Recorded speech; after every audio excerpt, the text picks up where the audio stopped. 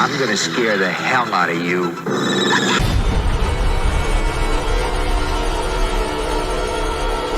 Welcome back to 40 Videos. I am your reviewer, Professor Pretentious, and today we are reviewing The Long Walk, an adaptation of the Stephen King book from 1978.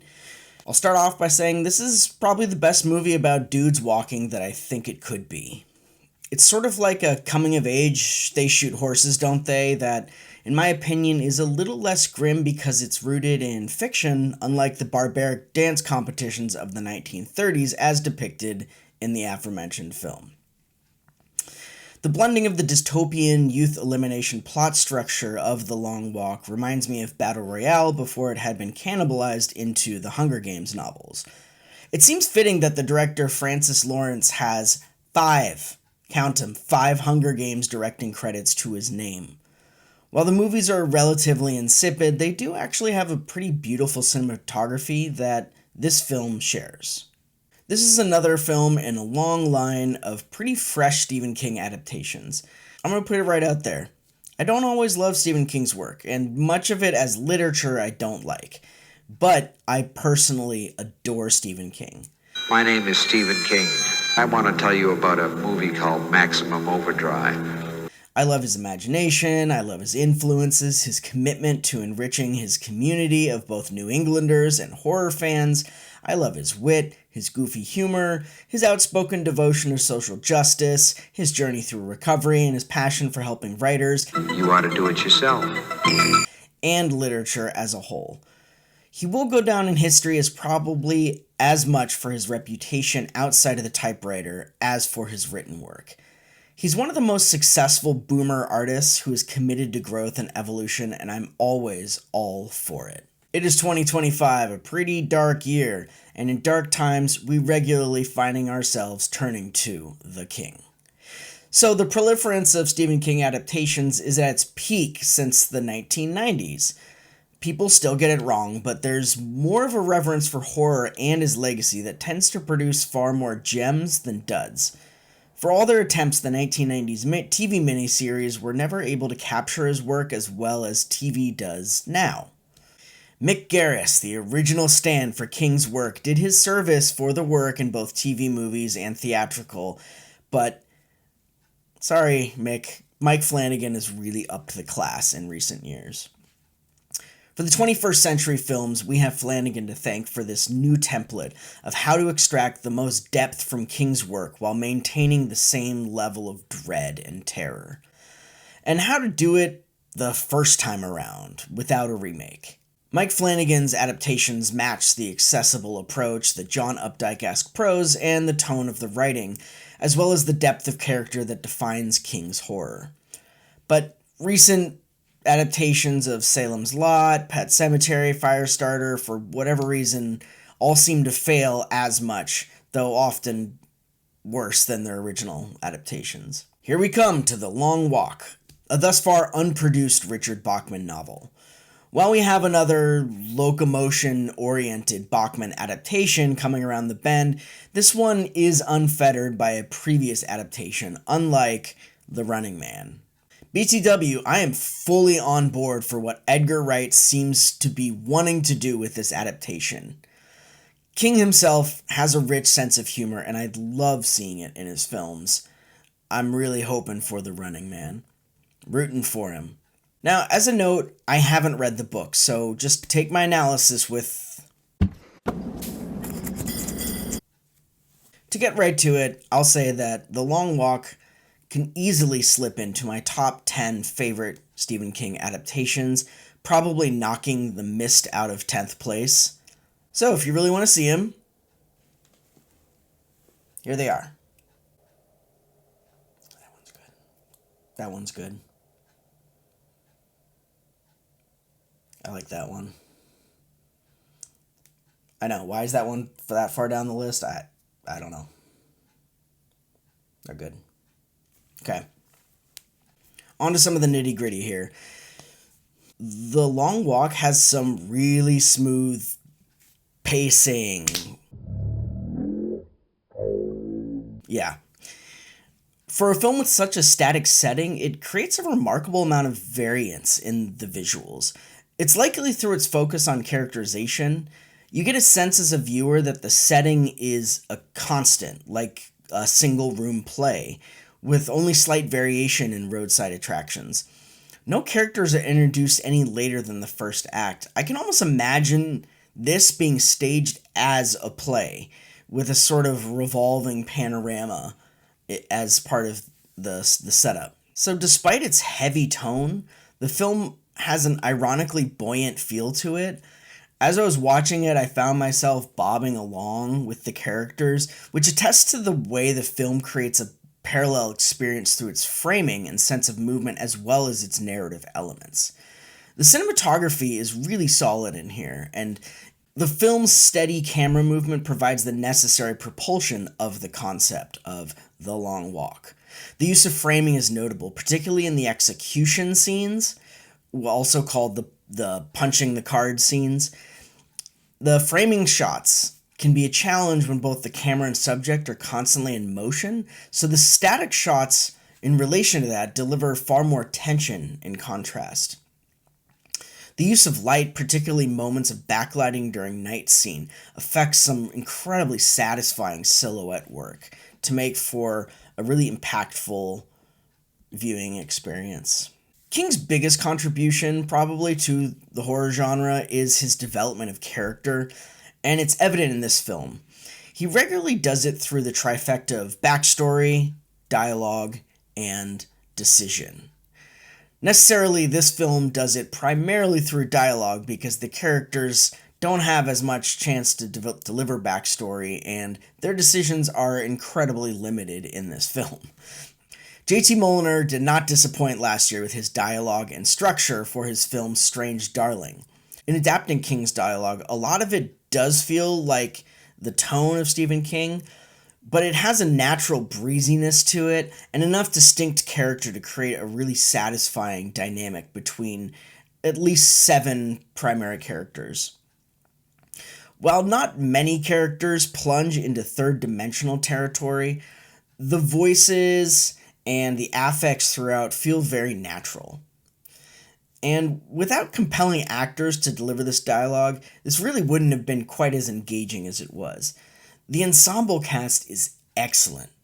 The standouts being Cooper Hoffman, David Johnson, Charlie Plummer, and Ben Wang. Cooper Hoffman plays Garrity, one of the main characters. David Johnson plays DeVries, another one of the primary characters. Charlie Plummer plays Barkovich, who is a secondary, and Ben Wang plays Olsen. But it's a remarkable testament to the director that I don't find a single unconvincing performance in the bunch. Most of the characters in here, there's at least a dozen, if not more, of these 50 boys who are eventually killed that present in a very convincing manner a really precise character. The brutality of the film is subtle, if you can say that, but it is presented very matter of fact, and in being along this ride with them, much of the violence, we do see some gore, but much of the violence is in the background, sometimes even literally, and it becomes more so as they become more jaded, more attuned to the violence that is a regular part of this journey. And so we are along for that ride as well. Yes, Stephen King laces some of his classic existentialism 101 with romantic ideals and characterization. That's one of his common themes. In this one in particular, there are references to The Stranger, Albert Camus' classic book. I also noticed some reference to Camus' version of the myth of Sisyphus, how the freedom and joy can come from the journey, the feeling of the momentary accomplishment at the top of the hill right before the boulder falls is Camus' primary focus and adaptation of the myth of Sisyphus. Camus would probably French slap me if I called his mode of thinking existentialism rather than his preferred absurdism, but if it walks like a duck and quacks like a duck, then it's probably just existentialism. Since Camus is a more optimistic form of existentialism than, say, Jean-Paul Sartre, a little bit more on that Kierkegaard spiritualist mode, it's fitting that it appeals to Americans as an antidote to the wicked complexity that our system continues to produce. I did notice that there were some plot elements that were a little clunky. I prefer having less exposition in a story, and this one doesn't suffer from that, but it feels just a little bit lacking as to how the game and society work, how the game fits into society in particular. We're really limited to these characters' point of view and very much thrown right into the exact day that this thing starts with little exposition as to how it's explained. Maybe other people can say, hey, go read the book, but, I'm reviewing movies here, so there's something about one of the primary backstories. So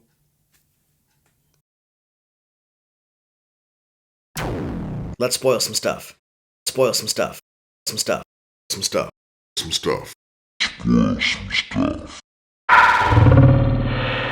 Mark Hamill as the Major is outstanding. It's great to hear his voice coming out of his face in a way that's not Luke Skywalker. So I really do enjoy seeing him in this movie as this brutal, cartoonish dictator character. So him as the Major killing Garrity's father seems really super big coinky dink. Maybe this guy has the time to film a TV show and oversee the execution of every dissident, but it rang to me a little omnipotent even for this person. There's not as much of that explained, and again, maybe backstory could have brought more in relation to that concept, but it felt like grasping a little bit too much, whereas it could have been less direct that it was specifically this Major who did it. That to me is probably the biggest sticking point, but not having read the book, but knowing the ending, I do appreciate this flip to the original ending, this change in fortune of Garrity, where Garrity is the second to last, or the last to die, instead of Stebbins. Garrity realizes that there isn't much of a future for him because there's too much of a past where his father, as a dissident, had been killed by Major for his thought crimes. And he still has to live with the memory of his father. This is pretty poignant. I saw a brief interview with Hoffman, the actor who plays Garrity, and yes, he is Philip Seymour Hoffman's son. And he talks a lot about that tragedy being very close to how he motivated this character. Stebbins, again, is, we find out at the very end, the bastard child, one of the many bastard children of the Major, and he has been sort of planted in there, but at the same time he's hoping that if he wins, he will be able to reclaim some sort of relationship with his father. Garrity, however, realizes that fulfilling his vengeance won't really repair his relationship with his mother, and definitely won't repair his relationship with his father, and it won't restore anything. It also won't do the same for Stebbins either, who at the end we begin to realize is this sort of doppelganger character to Garrity in the sense that they both have lost their fathers. They mention at some point that Garrity doesn't have what it takes to keep him moving, and it suggests that resentment alone isn't enough to intrinsically motivate or create a lasting sense of purpose. However, I think the reason that DeVries is exonerated is because he has almost more of a blank slate of a past. He's someone who seems to grow out of his losses. His future seems unwritten, and he isn't weighed down by the same betrayals that Garrity and Stebbins felt as a result of their fathers, nor does he have the same privilege that either of them had growing up. So in some ways, he almost earns it more. I really appreciate dystopian novels about youth from the perspective of youth that are not at all geared toward young readers. I intentionally assign my students Parable of the Sower to read. It can be a grim, heavy read, but most students really like it, and I find it providing far more depth than some of the other young adult dystopian literature that students are provided. For me, this was The Giver in 1994, 1993, and 1994 that I read. This, to me, was the first young adult dystopian literature that I read. When I think about novels that are not geared toward young readers, that focus on young characters, I'm reminded of the Parable series, Never Let Me Go, A Clockwork Orange, and Here the Long Walk. The thing I like about it, from our perspective as adults, is that it requires us to inhabit that teenage space. It inspires us to look past the society we've taken for granted, the systemic flaws we tolerate, and our accepted powerlessness to change it.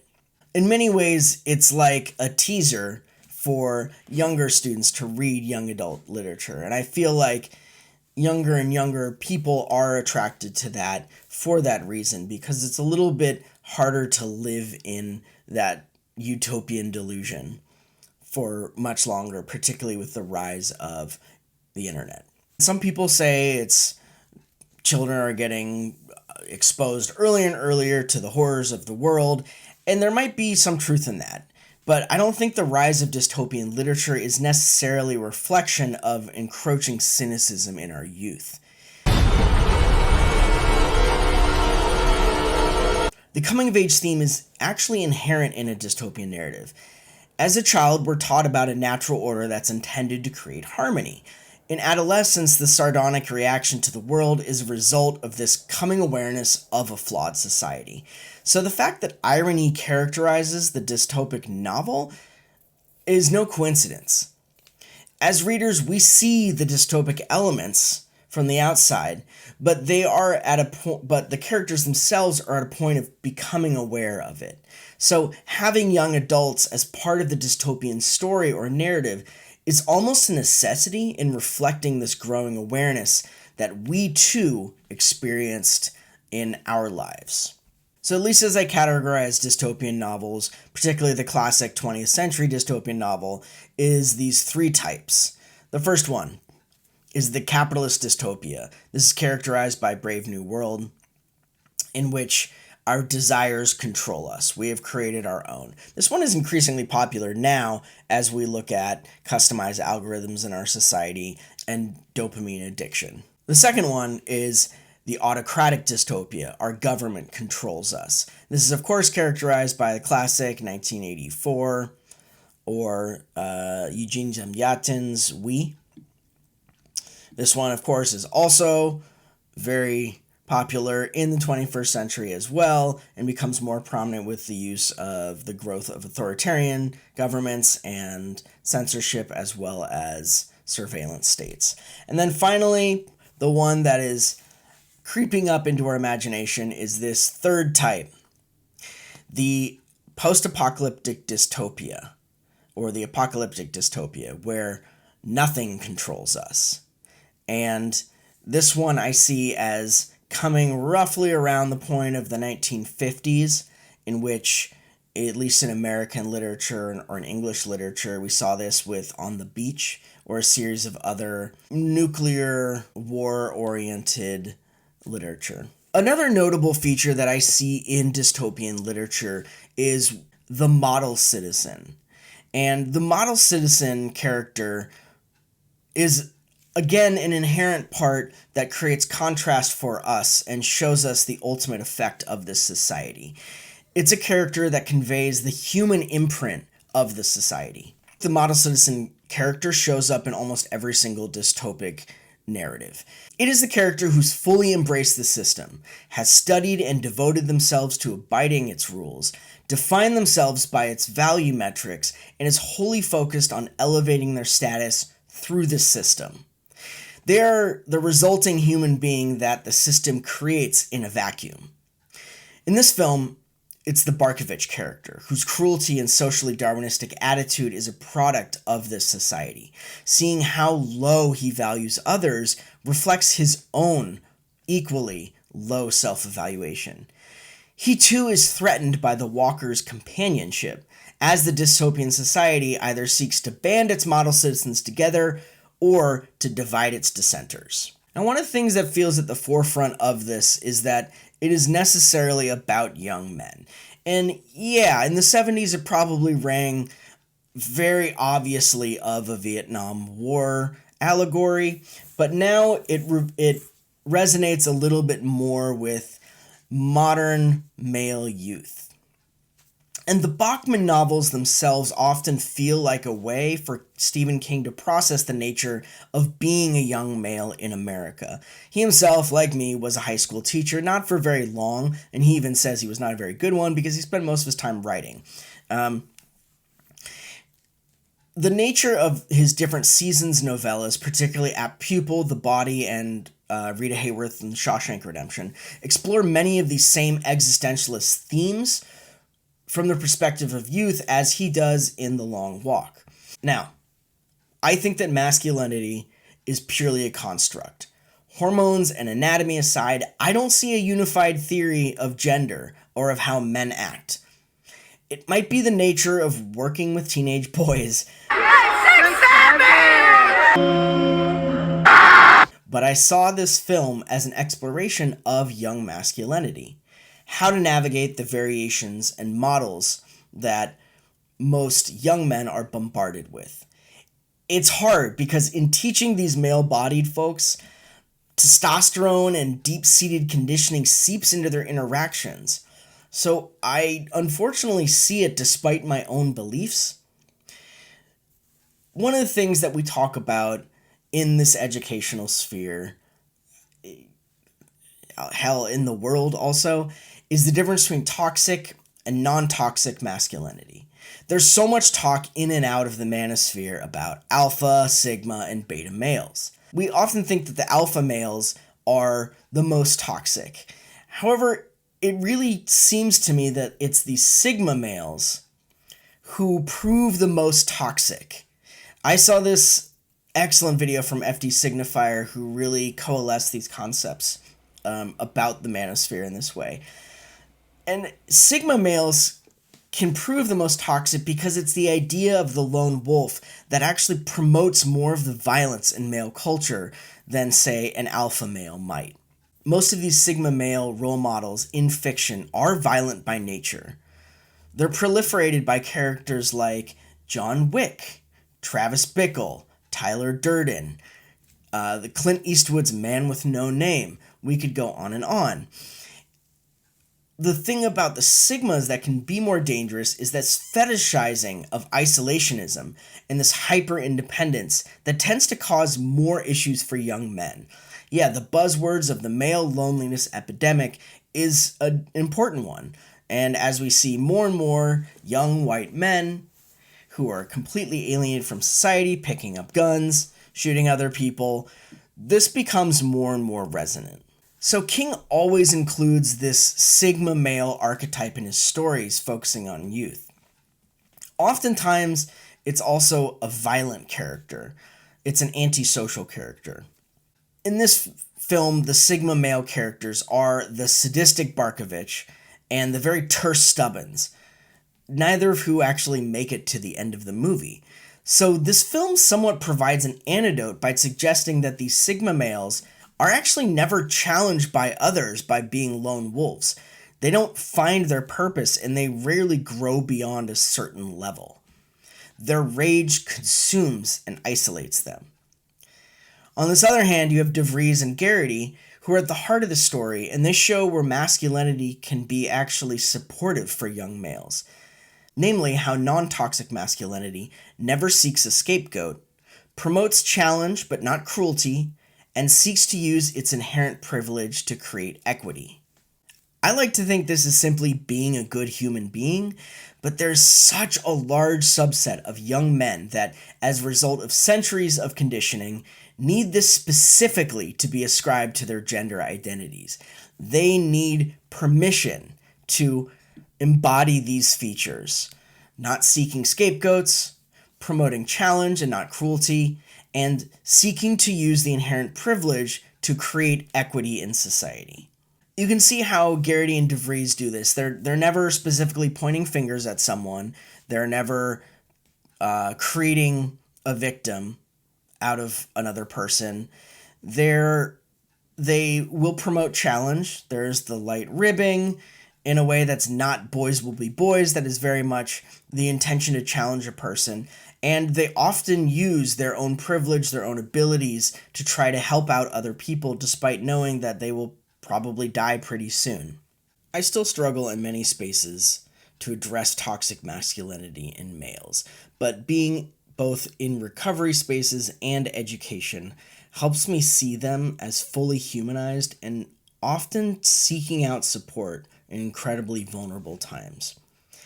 I might be in the minority in asserting that there's a lot of optimism in this film, The Long Walk, because it maintains that these values, these non toxic masculine values, prevail, even in a society that upholds hegemony, authoritarianism, and social Darwinism. So, go out and see The Long Walk. I highly recommend it. This film deserves your money right now, way more than The Conjuring does. Check it out while it's still in theaters. I have a feeling it'll probably do pretty well. I don't know how long it's going to stick around because we do have some more high-profile movies coming in, and definitely some more high-profile horror movies coming in the next few weeks. So, tell me what you liked about this movie, if you think there's better adaptations, if you want to scrap and scrape and scrabble with me in the comments section about which movies should have made it on my top 10 Stephen King adaptations list. Thanks for coming. I am Professor Pretentious. This has been 40 Reviews. Bye.